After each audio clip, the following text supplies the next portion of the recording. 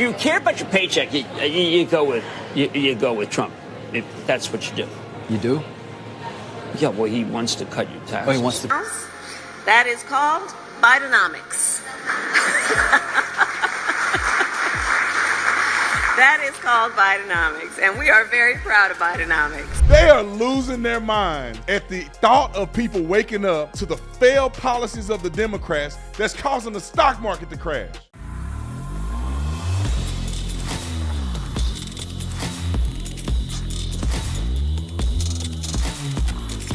This video is brought to you by TatumStore.com. TatumStore.com. Get the merch link in the description section. Like and subscribe to the channel. Y'all already know what to do. Let's get into this. Ladies and gentlemen, I'm not an economist, but I can tell you that the failed policies of the Democrats are causing the stock market to plummet.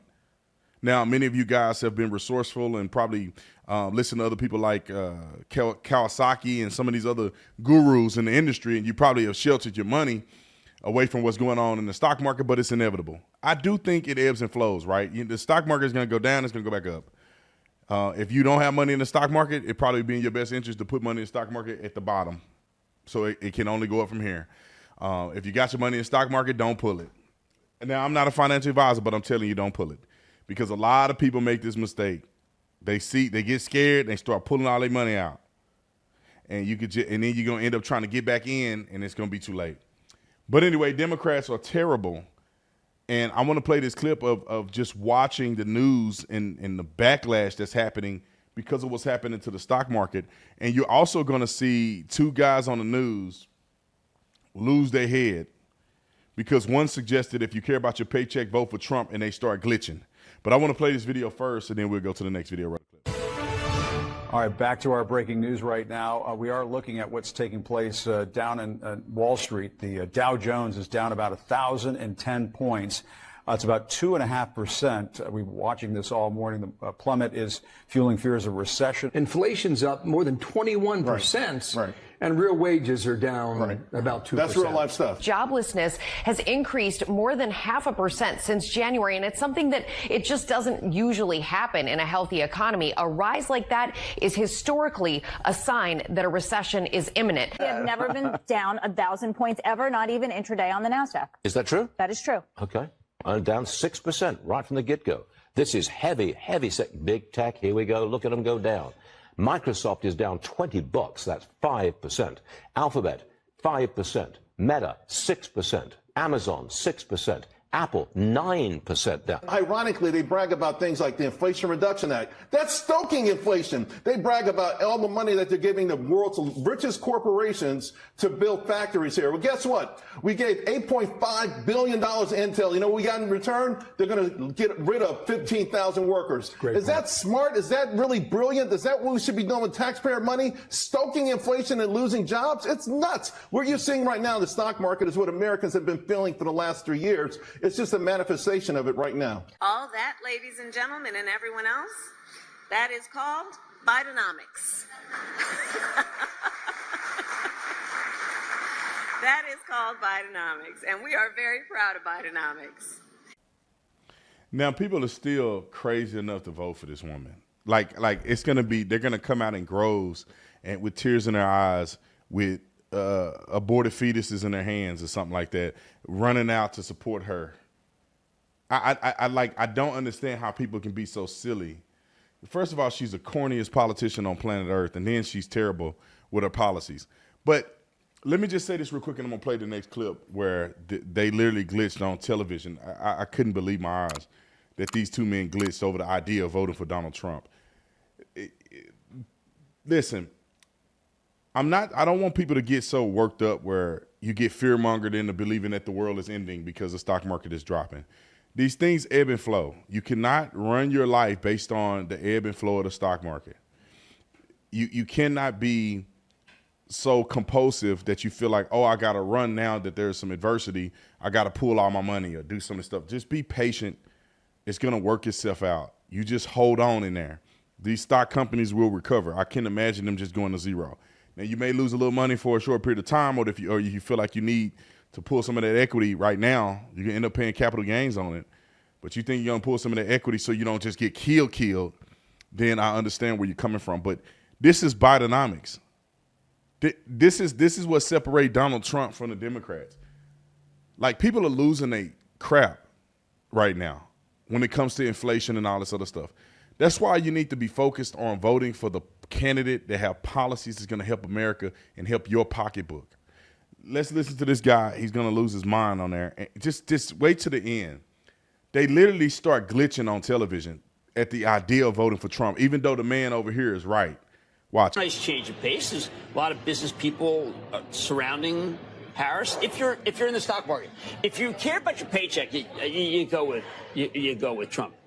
That's what you do. You do? Yeah, well, he wants to cut your taxes. Oh, he wants to cut taxes. Your taxes. My taxes got raised enormously, well, as you know, under the last Trump administration. No, I don't know if he wants to cut your president. No. I'm in a blue state. Oh, yeah, no, forget you're out. They want to kill out. us. I tried to reorganize. I tried to go to. They want to put us out of business. Pennsylvania. That's it's not what as they easy want to as do to us. I can become an They already Italian did citizen by getting rid of the salt tax deduction. No, I don't know if he wants to cut your president. No. I'm in a blue state. Oh, yeah, no, forget you're out. They want to kill out. us. I tried to I tried to go to. They want to put us out of business. Pennsylvania. That's what they want to do to us. I can become an They already Italian did citizen by getting rid of the salt tax deduction. So, of course, just a little bit of what they were saying. You could tell that they're trying to cover and save face. Donald Trump does want to cut your taxes. And when you cut corporate taxes, you cut down the price that you pay at the retail place. I don't know why people don't get that concept. It's very simple. Even me, if you go to raise taxes in some extreme way, as a business, I have to raise my prices so we can compensate for the tax raise. Every company is going to do it across the board. Some companies that are doing really well, they got great margins, they may not raise their retail value or retail sale price. But big corporations, all they have to do is say, okay, you're going to charge this much more percentage in taxes, then I'll just charge this much more percentage in the products that I sell. And if it's a big conglomerate company, what are you going to do? Not eat? What are you going to do? Not shop? Not buy clothes? Not do anything?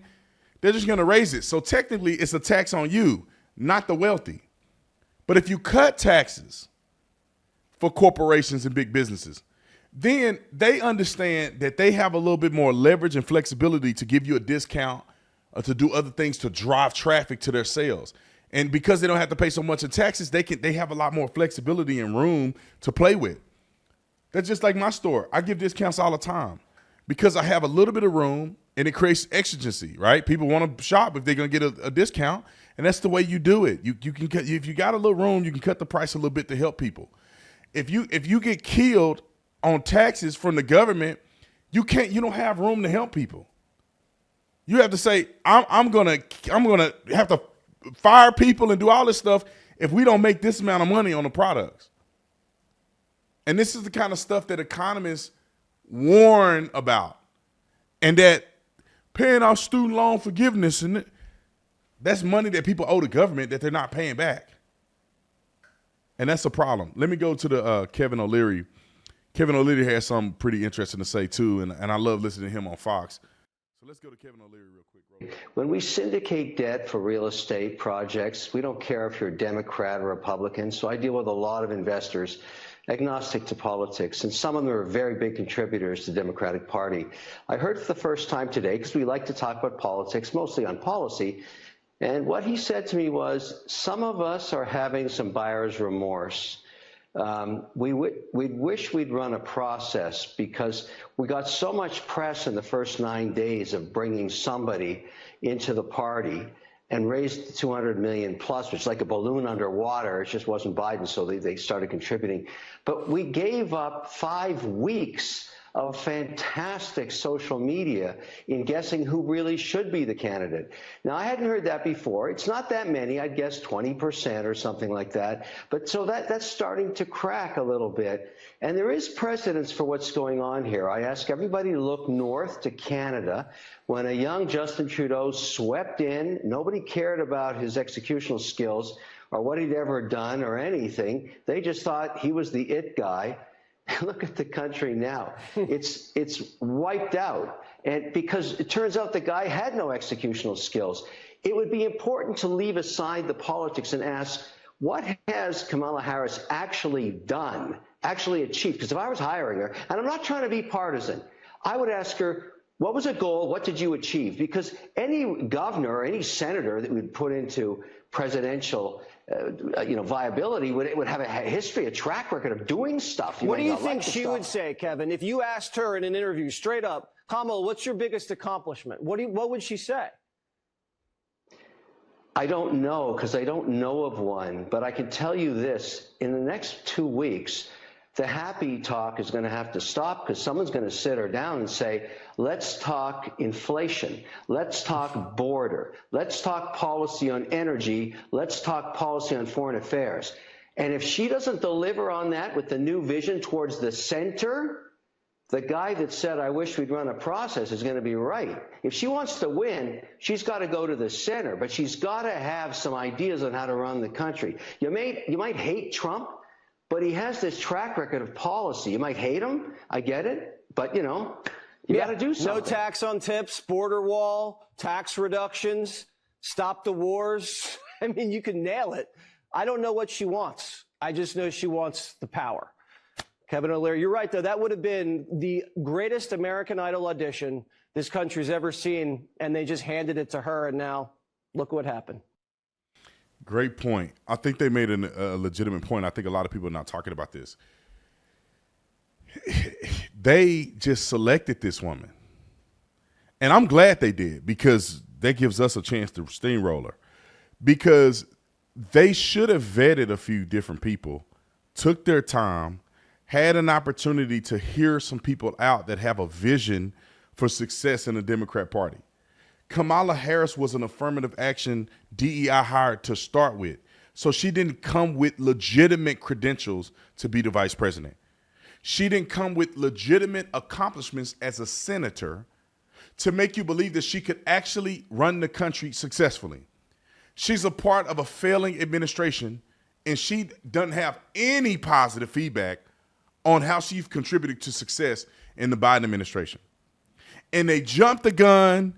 She was the fun new thing, the first black female president, when we all know she's claimed Indian forever, doing all of this stuff, and people jump behind that. But you have to have substance. I told y'all this from the very beginning. It's going to be a little momentum because she's new and different. When the rubber hits the road, if you are not laying out a succinct, comprehensive plan on what are you going to do with the economy, because we see the stock market going down, she don't have any substance. I don't think she can actually articulate anything that has to do with the stock market. She's not in business. She don't invest. She's never run a company. She's just been a politician. I don't know if they can write her a script where she can genuinely say, this is what I would do to change the economy. This is what I do to change the stock market. This is what I would do to make this and this and this happen. She just don't have it in her to do it. She don't have the track record. She don't have the experience. They're not going to put people around them that are going to be successful. They're going to put people around them that are going to virtue signal. They got to have enough gays, trans, women. They're not focused on execution. They got people in the Democrat Party having a sex tape at the Capitol building. Trans people putting their breasts out at the Capitol building, flashing.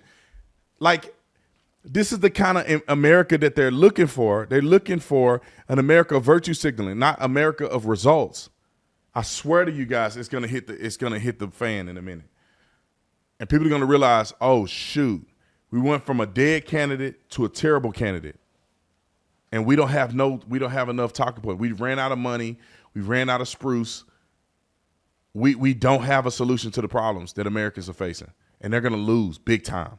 I'll see y'all in the next one. I'm out.